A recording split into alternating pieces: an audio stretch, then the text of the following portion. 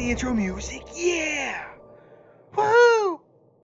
Welcome in, Star Trek Fleeking Man family. Today, we're going to be doing the grading to Galaxy Quest and patch 69. And yeah, I love patch 69 in terms of like, it's 69. Who can't love it? And yeah, I'm childish sometimes. It's okay. Juvenile humor aside, I did get my new avatar, which I do like because Alan Rickman is forever.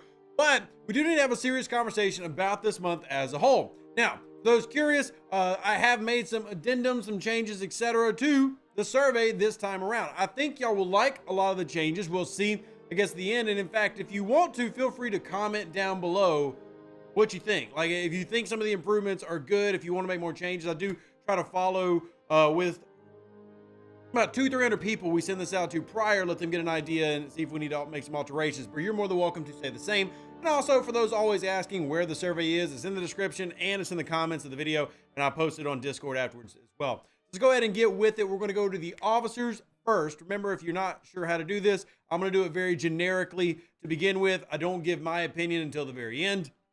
So just avoid the last 3 or 4 minutes of this video if you don't want to know my thoughts. We'll just kind of go generic. So we'll start with the officers. I'm just going to mid-mark them there so y'all can kind of go that for yourself. But we had 4 this month, technically 5, but only 4 that would really apply to this conversation. So we'll kind of keep it to those 4, limit that. So it's going to be Nesmith, DeMarco, then we're going to have Dane and Laliari.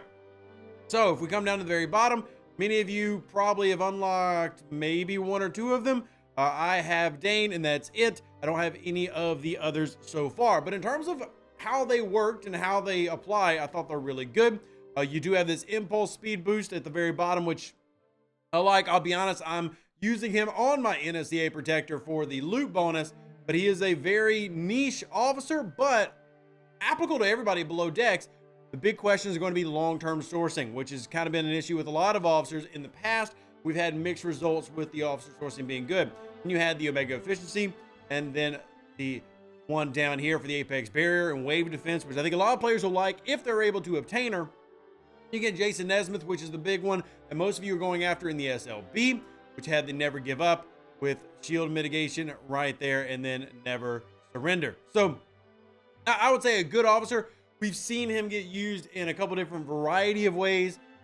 I wouldn't call him necessarily great, but y'all can kind of vote in the comments. And then finally, last but not least, Gwen DeMarco. So let me know what you think about all these. Gwen DeMarco actually is the one that has long-term sourcing via the Galactic Invasions, but obviously that's a very small trickle. As you can see, I've only got 9 shards myself. So vote on that based on what you feel. Move on to the next section, which is going to be the grading of the features. Now, this one's got a little bit added to it. Not that I'm trying to give y'all a convoluted thing, but trying to make sure that y'all are aware of everything being added and you can give your opinions. So the main one, the only question you have to answer is the grading the features as a whole, which is Mirror Universe, Galactic Invasion, Alliance Tournaments, the Quality of Life Edition, which was, we'll talk about that. And then I'll go into detail below. So the only one you have to answer is this one. You can skip the others if you want, but if you want to be specific about the Mirror Universe expansion, if you want to be specific about Galactic Invasion, specific about Alliance Tournaments, specific about the Quality of Life, that gives you your options there. But the only one required to answer is this. Obviously, the Alliance Tournaments didn't roll out perfect. They've promised changes. We'll see how those go. Then you had the Galactic Invasion, which ran twice, and they did make changes during the month on Galactic Invasion. As far as the Mirror Universe expansion, well, that's essentially the NSCA. That's Galaxy Quest, and it's made to improve the Mirror Universe with a new part of the research tree, which has some, I would say, good things. Again, grade this based on how you've experienced it. Don't grade it based on how you think Rev likes it or how anybody else likes it, how you like it. So if you go to the Mirror Universe, you'll see at the very beginning, you have quite a few new researches added, and then it'll start over here where you get into the original section. But you have this down here, including a research for hunting the new Easter eggs / loot goblins, but you kind of need the NSCA to be super effective against those, or just be a level 70 player out there. And K92, Panda, etc. Y'all know what I'm talking about. Congrats on being able to actually beat those things. So that's the features. Let me know what you think again in the comments section. That's kind of what they're for. Moving on to the next thing is the ship itself.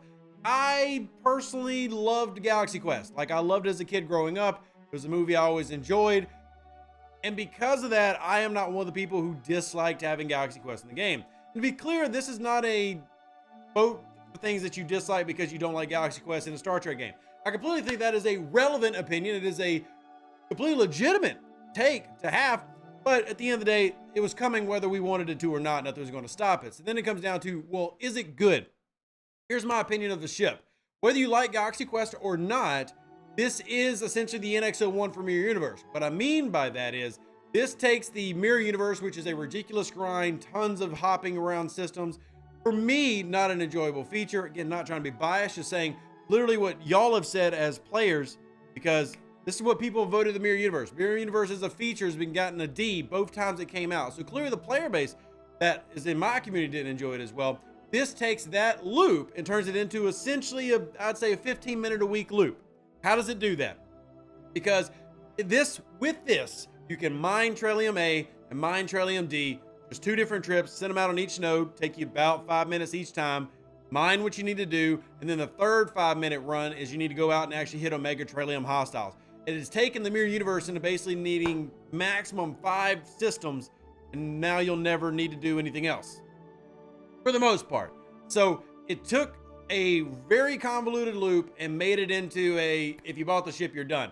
One big positive about this, I'd say, is the free-to-play sourcing in the very beginning. I feel like they did provide a good path. They've said Galactic Invasion as a mechanic is going to persist, so you should have sourcing for this relatively quickly. I know free-to-play, again, feel free to comment down below. I think the best free-to-play I've seen is like 98 shards, but there were a couple of others who were maybe closer. So good sourcing. It is an effective specialty ship. It is not the end-all be-all, but let me know what you think in the comments. All right, the event calendar is going to be tricky. So I think there's good here. I think there's meh here, but I do appreciate the Arc Runner trying new things, but not all new things are good things. So grading the event calendar as a whole, you can do that at the top. And then the optional questions are, did you like the double battle pass design? I think there are pros and cons to it. The pro, free-to-play are getting more because they have 2 full battle pass tracks, and yes, each battle pass was a normal battle pass. What's the negative? Well, clearly they're trying to, wrench the arm of people who are willing to spend more. Instead of creating more spenders, they're simply trying to make the people who already spend even more than they were spending before. I guess it's a legitimate tactic. It's up to you to decide if you like the design as a whole. I personally don't have an issue with battle passes. If anything, it's more cheaper options. So I would celebrate that it's an actual $20 pack that's available versus all these $100 packs. And a good point was made that if you bought both battle passes, like the 20 and the 20, get more than if you had bought a $100 pack, generally speaking. So, I mean, I'm very curious to see how that plays out. I think there's pros and cons to it. The cipher and the trivia, which, I love trivia, but that one was a little bit convoluted. Again, let me know what you think. Did you like it? You did have to go outside of the game to find some things, but was that a good thing or a bad thing? You tell me. This is the double wheel mechanic we've seen before, but did you like this iteration of it? Vote in the survey to find out, and I will release the grades after. All right, graded communication. You got to decide whether you felt like it was good this month or lacking. I do feel like it was kind of spotty at times, but other times it was very good. I mean, with some of the Alliance tournament issues, Obsidian, Hamster, and Pauly were both very communicative to try to get all that information out. There were other things, again, like the cipher that I actually referenced. I don't feel like the cipher was well received because communication was very sparse. And again, let me know what you think. I'm going to grade it neutrally, not give you my grades to the very end. Then we get to the stability part of things. And everybody's favorite question, quantity versus quality. All right, as far as stability, be honest. I asked this truly because, again, to bring up the old survey. When I say old, this is every survey we have run since we started January 2023. Right, and I'm really big on providing all the data points to y'all. Stability just had its worst month it's had in a long time.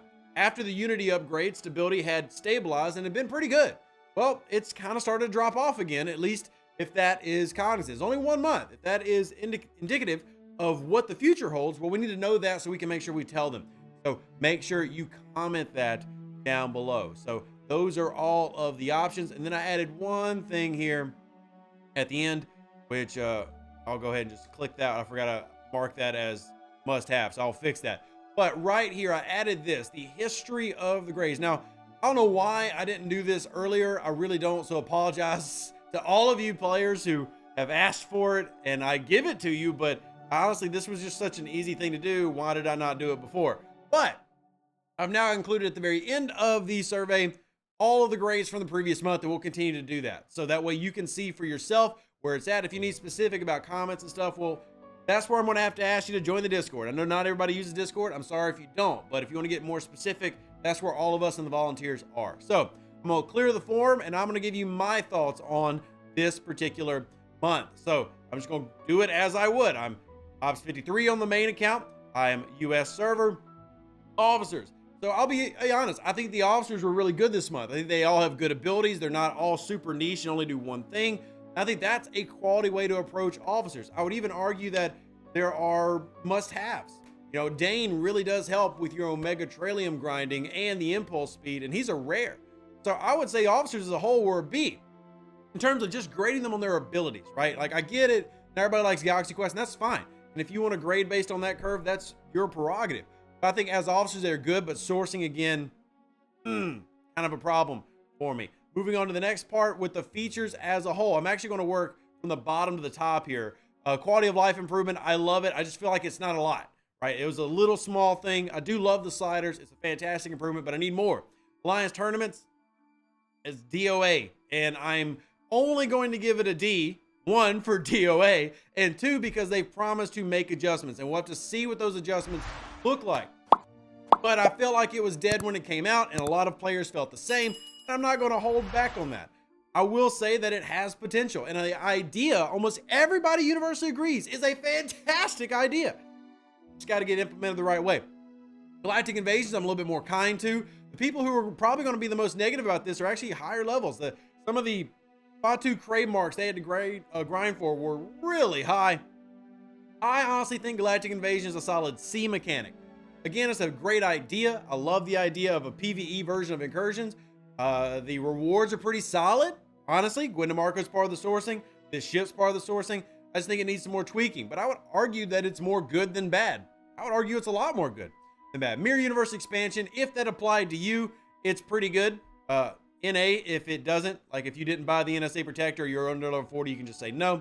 And then here is the features as a whole. And I'll be honest, I felt like there are good things here, but it's a lot, and it's more on top of more. And as I was talking to one of our members earlier, Shinjo, he, commented, he's right. A lot of the improvements coming to the game are being adding more things. And sometimes that's good, sometimes it's bad, but it's usually only good if it takes away something else. And this month kind of did that. So I'm going to give it a little bit of credit, but not a lot. I'm going to give it a C. The reason I give it a C is half of the major features failed. This was a major feature. This was a major feature. And it failed. So I'm going to split the difference and give it a C. You are more than welcome to disagree with me and be harsher or more kind based on your personal experience. Then, of course, feel free to write the comment section. Archduke made the comment when we were going through these that this was last month was the most commented and the most negatively commented we've ever had. So let us know your thoughts. Feel free to type them in, positive and negative. All right, get into the ship grading NSE Protector. Y'all might not like it. I'll be honest. I feel like this is how a ship should get released. Had very solid free-to-play sourcing day one, and it fits its niche very well. Again, I'm not telling you to love this month, but as far as the NSEA Protector goes, it is extremely good at what it's supposed to do. It got tweaked within the month to make it better, and it has immediate sourcing to free-to-play that is, I would call, generous. So, because if you got basically half the ship in 1 month, that is a much faster timeline than a lot of ships that come out, which are 3 to 6 months, assuming we stay on the same unlock path. But overall, one of the few times I'm like, hey, Scopely, keep that method up. That was a good job. That's just my opinion. Moving on so I don't take too much time. Grading the event calendar. Again, I'm going to work from top to bottom. I don't like this version of the double wheel because I felt like it was basically just a massive spin mechanic. And I understand spin mechanics should happen. Game needs to make money, but it should have more than just, ooh, well, you get 5 shards free to play. Whoop-de frickin' do. Yeah, you need to do better than that. For the double wheel, which is celebrated for a long time, and that's a big deal, is the double wheel is celebrated as a choose your own rewards mechanic that players universally loved. This one was just too spin heavy for me. The cipher and the trivia, I love the idea. I don't like that it required you to go outside the game to get everything that you needed. So there was some good, there was some bad. I do love the idea, but overall, if I had to say bring it back, I would not choose to bring it back. Double battle pass design, I'll be honest, I think it's good overall. Don't expect everybody to agree with me on that one. Be honest. And then the overall event calendar I felt was middle. I felt like it didn't have enough payout in events, but it don't feel like it was just obnoxiously bad either. And don't confuse events with, features, right? So there's that, and then we'll move on to communication. like this was a rough month for communication, to be honest. I don't feel like it was awful as it's been in the past, but there were just some really bad moments. And remember, the grading scale at the top tells you how to go for it. Lack of communication or radio silence. Honestly, I do feel like there was some big radio silence on some things. It might be more fair for me to give it a C for sparse communication because there were high points. I'll change it in mid-video to a C, but definitely not where it was previously. And then game stability. This was a rough month for me with stability. I would say very rough. Not so much that I couldn't play the game at all, which would be unplayable, an F, but definitely failed to launch properly on multiple times. That was a problem. And this was literally a quantity month, even though there was some good in the quantity. So there you have it. There's my thoughts. There's my submission. And you let me know what you think as a whole. Feel free to comment down below in the comment section, but make sure you do the survey. Live long and plunder. Stay safe with the Space Cowboys. Deuces, that's me. Catch you on the next Star Trek League Man video. Thank you for all those that support. The fact that we get like 2,000 people to do this in 2 days is nuts, but don't slip up. Keep doing it, because with these type of numbers, we actually have a voice, and that's how some of the changes do happen. The feedback that gets given, we appreciate when they do actually listen. So, see you next time. An even better outro than the intro. For the Empire and glory to your house.